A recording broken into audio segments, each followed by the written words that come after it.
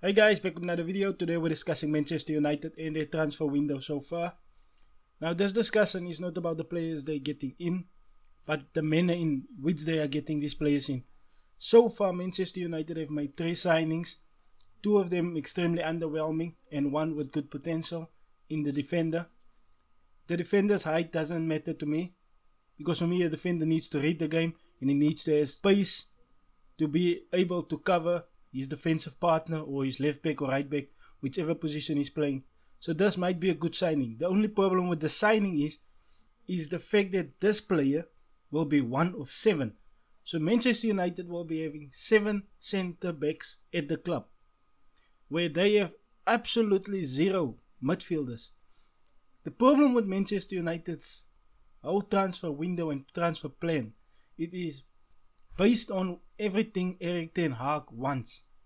So you telling me that Manchester United looked at the club last season, looked at the club in the beginning of this pre-season and said, we're good, we're going for a defender, who we're going to pay 60 million euros to, instead of going for midfielders.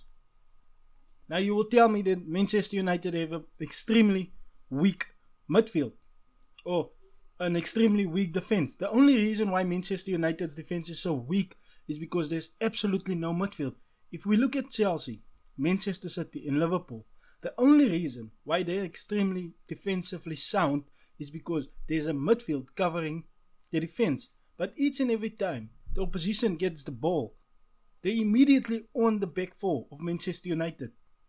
So it's not that the players are so bad, it's the fact that the opposition finds it extremely easy to penetrate that midfield.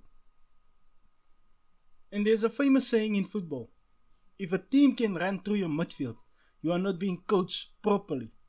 So why are Manchester United focusing all the energy on defensive players, on strikers, because they are looking for strikers now, and they have not yet invested anything in a proper midfielder? So now you will tell me, what about Eriksen? Well, Eriksen is not a defensive midfielder. He's not a box-to-box midfielder. He's the same as Bruno Fernandes. He will offer you nothing going backwards. He's all about going forward, and after that, blank. Who's he going to replace? You filled up the wage bill with a player that's playing in the position of Bruno Fernandes, and most United fans would say, we would prefer Bruno Fernandes above Christian Eriksen. Manchester United does not have a right winger, and they have no midfielders. And at the moment they do not have a striker. So who are they going to play? Are they going to rely on these youngsters to carry them through the season again? And we've seen these youngsters, once something happens, they're out of it.